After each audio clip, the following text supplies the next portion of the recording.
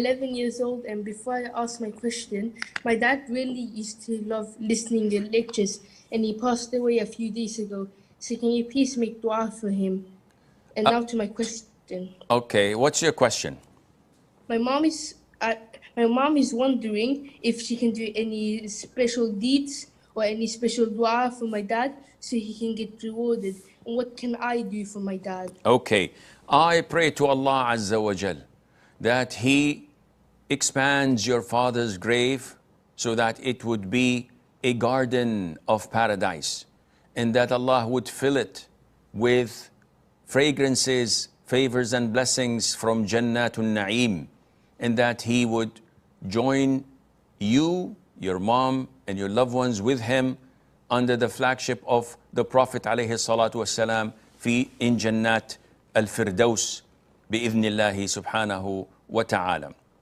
As for your question, akhi, the Prophet alayhi salatu wasalam told us that when an individual dies, all of his good deeds are interrupted, except for beneficial knowledge or a continuous sadaqah or a righteous offspring that would make dua for him.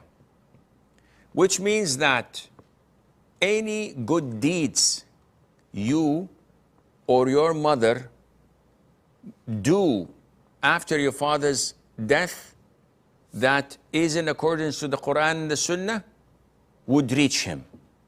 And the scholars have listed these good deeds as follows. Number one, dua, which includes general dua. Oh Allah, expand his grave. Oh Allah, ease his questioning. Oh Allah, elevate his level in paradise. And also seeking forgiveness. Allahumma ghfir lah, Allahumma arham, Allahumma afih. So whenever you say, oh Allah, forgive my father, oh Allah, have mercy on my father, all of this reaches him and benefits him as well. Number two, giving charity on his behalf. And this is a wide range. So you could give charity one time only by feeding a poor family, or, and the likes, paying their medical bills, paying their rent, paying for their education, whatever they need, someone who's poor and needy, and you give them general charity.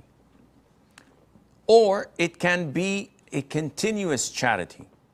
So investing in a water well where people would use that water for irrigation or for drinking when there are no sources of drinking water.